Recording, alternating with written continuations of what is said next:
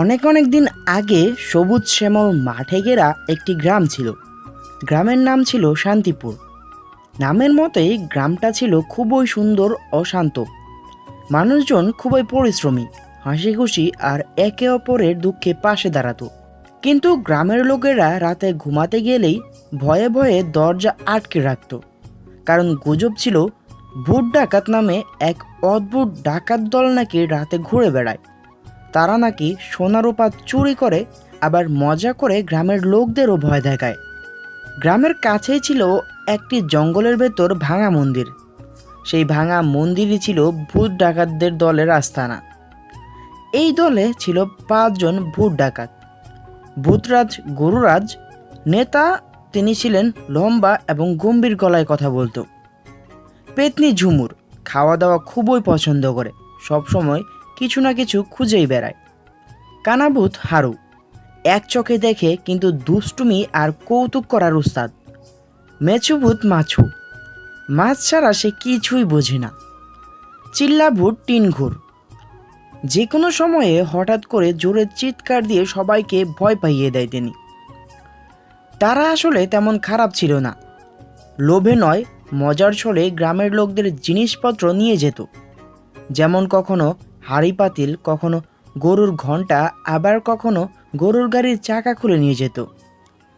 গ্রামের লোকেরা এই ভূত ডাকাতদের নিয়ে ভয়ে থাকলেও মনের মধ্যে একটু হাসিও পেত, কারণ জিনিসপত্র চুরি হলেও পরে আবার আশ্চর্যভাবে তা ফেরত পাওয়া যেত। একবার গ্রামের মিস্ত্রি হাতুড়ি হারিয়ে যায়। সবাই ভাবে ডাকাত নিয়ে গেছে। কয়েকদিন পর দেখে হাতুড়ি গাছের ডাল ঝুলছে। তবুও ভয়ে সবাই রাতে বের হতে চায় না। গ্রামের বাচ্চারা যখন রাতে গল্প শুনতো, তখনই শুনতো ভূত ডাকাত আসছে, সাবধান। গ্রামে থাকতো রাহাত নামে এক কিশোর, বয়স 12 কি 13 হবে। পড়াশোনায় দারুণ বুদ্ধিমান, আবার দুষ্টুমি তো সবার আগে। রাহাত ভাবল, এভাবে তো হবে না, ভূত ডাকাতদের আসল রহস্য জানতে হবে।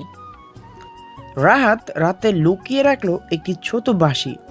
সে ঠিক করলো ভূত ডাকাতরা এলেই বাঁশি বাজাবে। গ্রামের বড়রা বলতো ভূত নাকি বাঁশির আওয়াজে ভরকে যায়।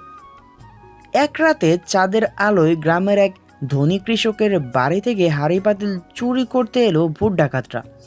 তারা যখন মালপত্র নিয়ে যাচ্ছে, ঠিক তখনই ঝোপের আড়াল থেকে বাঁশি বাজালো রাহাত।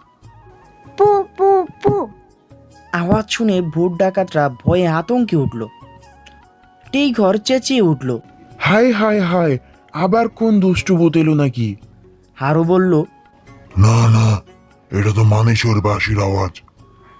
গজারু কপাল চাপড়া দিয়ে বলল, মানুষ যদি হয় তবে সে খুবই বুদ্ধিমান। কিন্তু রাহাতের সাহস দেখে তারা অবাক হয়ে গেল। এত ছোট্ট ছেলেটি একা একা রাতে দাঁড়িয়ে আছে।